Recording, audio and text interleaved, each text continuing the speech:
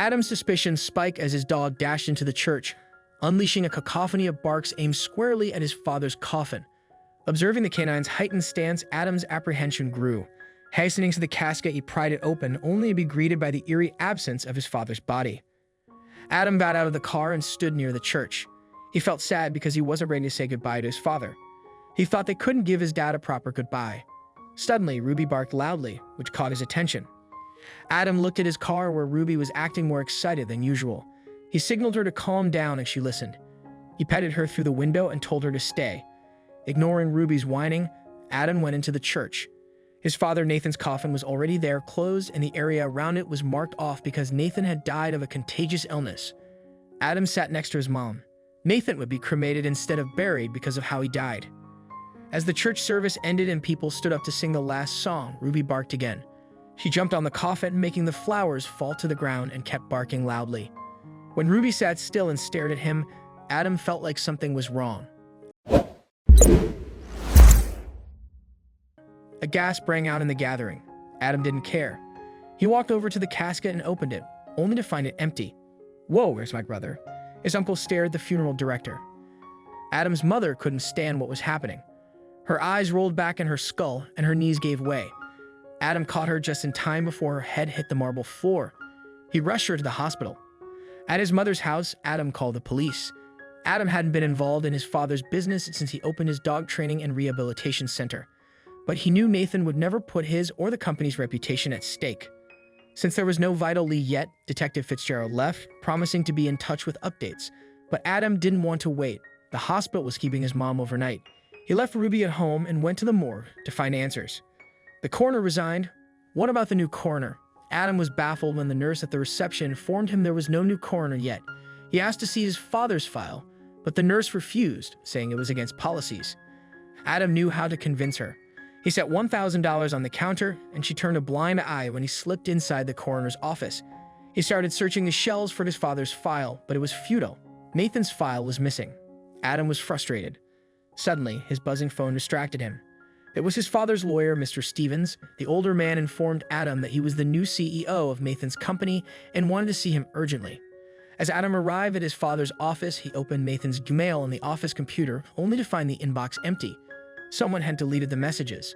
"Adam, good to see you." Mr. Stevens entered the room and shut the door behind him.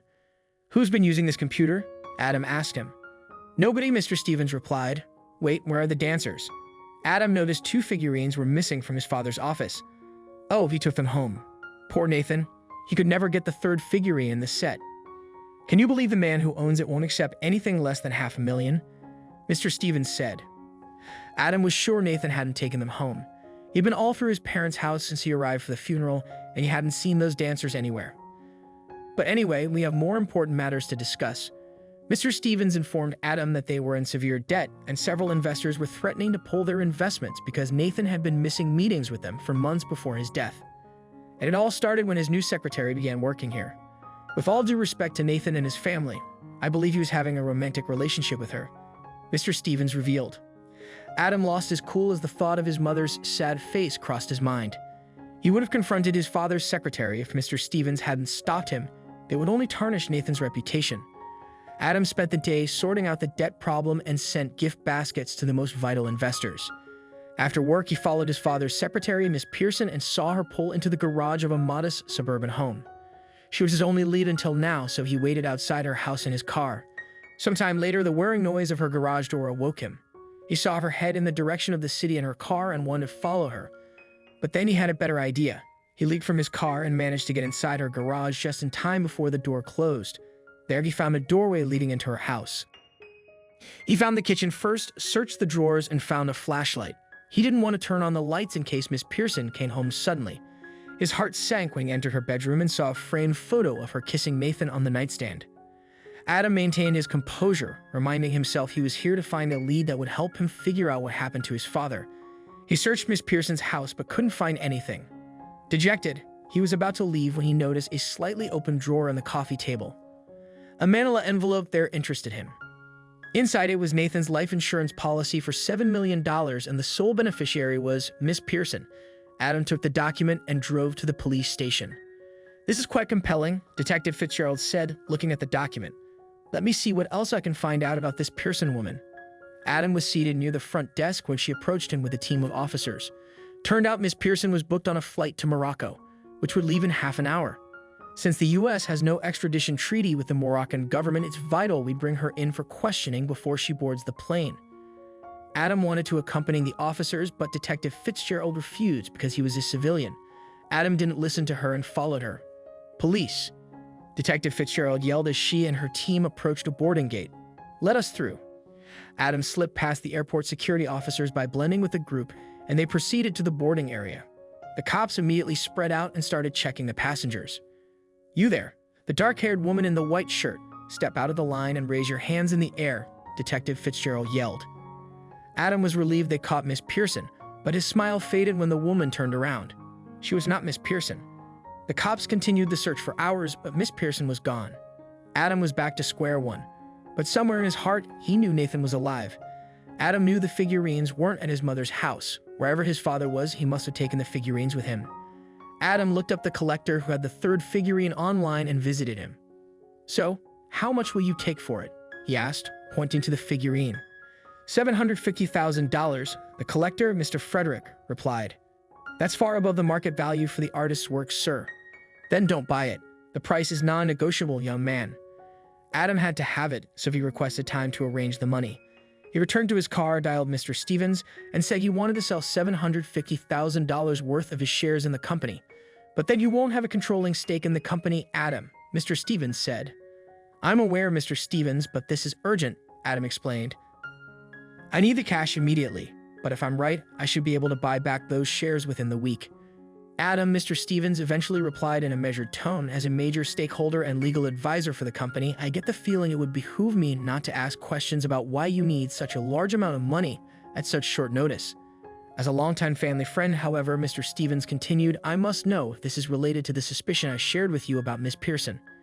In a manner of speaking, yes, Adam replied. Mr. Stevens sighed. She's also disappeared, didn't turn up for work today, and her phone number no longer exists. I'll get you the money. Best you not ask me the details and wire it to you ASAP. When Adam received the message that the money was in his account, he rushed inside to speak to Mr. Frederick. The older man muttered something about how the figurine was worth more than his asking price since it was the only available piece of the set, but Adam cut him off. You asked for $750,000, sir, and that's what I'm giving you, effective immediately. Are you not a man of your word, Mr. Frederick? Mr. Frederick finally agreed to sell the figurine. Adam was now ready for the next step. He called a few people from his car and made a quick stop before returning to his mother's house. Where on earth have you been, Adam? His mother asked. I returned from the hospital to find the house empty and poor Ruby bored out of her mind. Your dog misses you. I really can't keep her busy enough, and I've barely seen you since the funeral. I'm sorry, Mom, he muttered. Please just trust that what I've been doing is very important. It will also be over very soon. Adam stood behind a pillar near the back of the auction house's main bidding area and studied the crowd. The figurine he bought was the next lot up for bid. He glanced for the podium as it was brought to the front. As the price climbed, the number of participants whittled down to just two. One was an overweight man with a prominent nose, and the other was a tall, white-haired man in a navy suit. Neither of them was his father. Adam had insisted on anonymity and personally paid for several adverts to ensure his father, wherever he might be, would know that the figurine was on auction today. $600,000 going once, the auctioneer declared. Adam's heart sank. He feared that not only would he lose his bait and miss the chance to find his father, but he would also make a huge loss on the figurine. Going twice? $1 million. Adam felt a chill when he heard his dad's voice.